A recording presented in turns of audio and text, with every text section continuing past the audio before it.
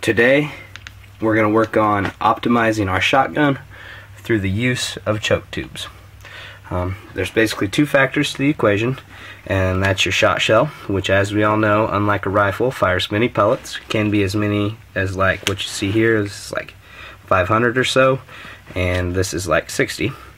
That's BBs, and those are 7.5s, and then those in conjunction with a choke tube. And basically all a choke tube is essentially a nozzle for your garden hose, which is the shot string. Performs basically exactly the same, just constricts that shot as it goes down the barrel and makes it end up in a tighter pattern downrange. Basically all there is to it. It's just a constriction in the garden hose, if you will. So I'm just going to go over my philosophy and my beliefs about it, because there's a lot of hoo-ha out there about buy my choke, this or that, you know, you're not going to kill birds if you don't use this choke, and a lot of advertisement, not a lot of info, and this just may be a little quicker and easier than the other stuff you'll find out there. Basically the idea of a choke is to give you the widest possible area so you can still slop kills in, but the widest possible area to still make an efficient kill. That's the thought behind it. And what you need to consider there, first and foremost, is your target. And your target will give you the vitals area size. So you need a required amount of pellets in that vital area. And to determine that, you'll need to know your range. So range of the target, and then how big of an area do we have to hit, and how many pellets do we need in that area to assure that we hit something important like a vital organ. And then we need to also assure that once we have so many pellets in certain area, they still carry enough energy to effectively punch through whatever we're trying to shoot. So most chokes break down into what's known as the 30-inch circle rule, and that is how many % of the pellets will fall within that 30-inch circle at 40 yards. A full will typically put about 70% of its pellets in that 30-inch circle at 40 yards. Modified 60%, improved cylinder 40%, cylinder or no choke, as I prefer to call it, about 40%. And so those are some base figures there. But what you have to remember is that every load in every shotgun with every choke will pattern different no matter what. From brand to brand, from shell to shell, well, from loading of shell, like brand of shell to choke for that matter. Every gun's different. There's no set way of knowing, like with rifle ballistics, it will do this exact thing. So the only way to actually find that out is to go pattern your shotgun. No other way to get around it to actually know what your shotgun will do. Excuse me for a second, I'm gonna take a drink.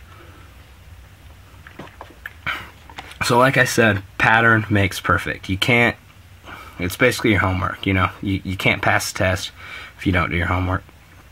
Don't study. And ideally you want a choke that's not too tight, so that, you know, you're basically sacrificing the advantage of a shotgun. The advantage of a shotgun is that you don't have to be exactly tits on your target to kill it, and that makes you a lot faster, and that, you know, you get a lot of targets in a wide area. So you don't want to be too tight, because then you're going to be missing. It's almost going to be like shooting a rifle out there at those birds, you know. It's just too tight, you can't get the shot exactly, you can't slop anything in. But then again, you don't want to be too loose either, because then, you know, you'll be shooting birds twice and you'll see pellets hit them, they won't go down, they'll just flutter. So you want to be right in the middle there, not too tight so that you can't hit anything, and not too loose so that you're only crippling them, not effectively killing your target.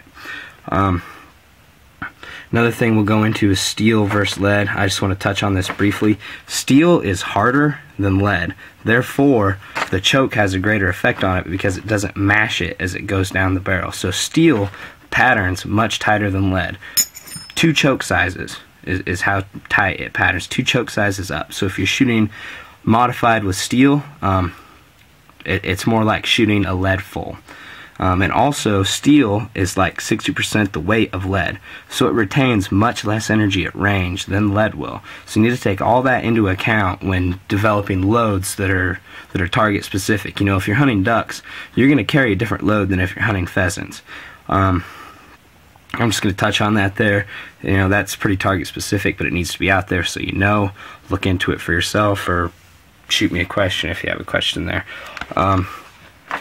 Back to the chokes though.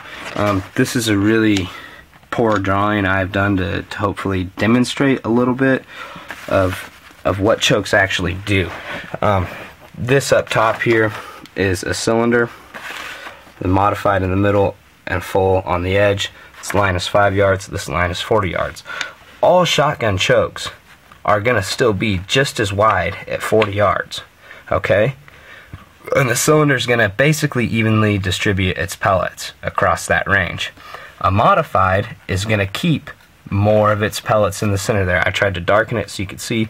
And then a full is going to keep even more of its pellets in there. And I tried to darken these at the optimum range. Like a cylinder's ideal from like 20 to 25 yards. Modified's ideal at about 30 yards. Full ideal about 40 yards. But no matter what, your shotgun's always going to string those pellets out in the original size. You're never going to get around that. It's just more pellets in the center is the only thing there. It's not like it's going to make it in actuality like the garden hose where it'll shoot the perfect stream. Never going to happen. It's always going to fray like this. You're just making the center denser is all that's happening. And I think that's a really common misconception also. Best way to actually see that in real life is to shoot a bird over water where you get your pattern to string down around it. But anyways, that's enough there. I think I covered that subject hopefully.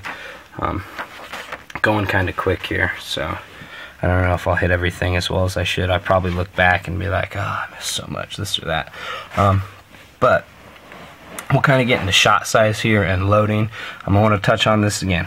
So number one, we have to know our target, and then our target, we need to know the size of its vitals so that we can figure out how many pellets we're going to need in that vital area to effectively make the shot at our ideal range, which may be 25 to 35 yards, maybe 45 yards is all the shots we're getting. So we're going to adjust our choke respectively to that.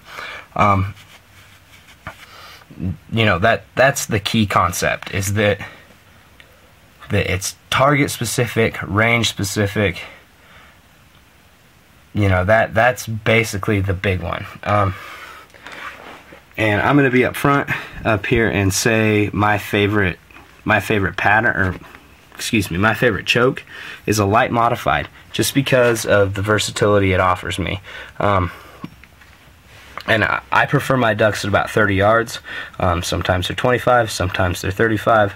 But 30 yards is ideal, so I like the light modified. It still gives me that little bit of slop, but it has enough pellets to knock that bastard down when I want him to go down.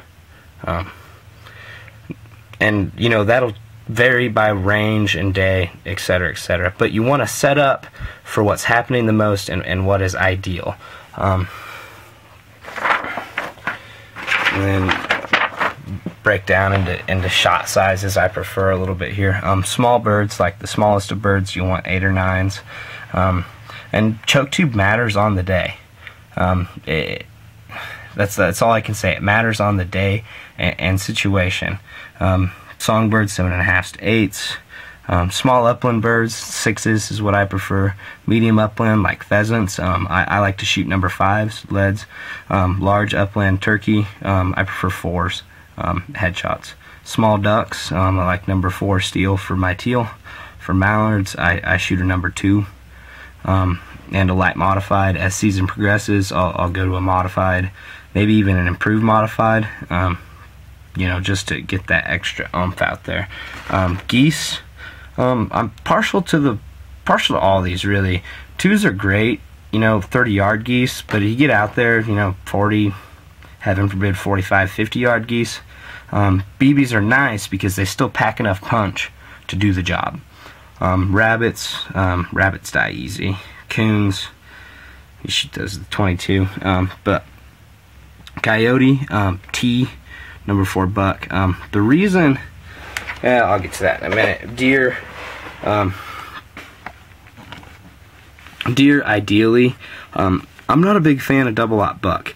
I find it gives you kind of a string pattern effect rather than an actual pattern, and I believe number 4 buck is about as big as you can get and still retain that advantage of the shotgun in that it patterns.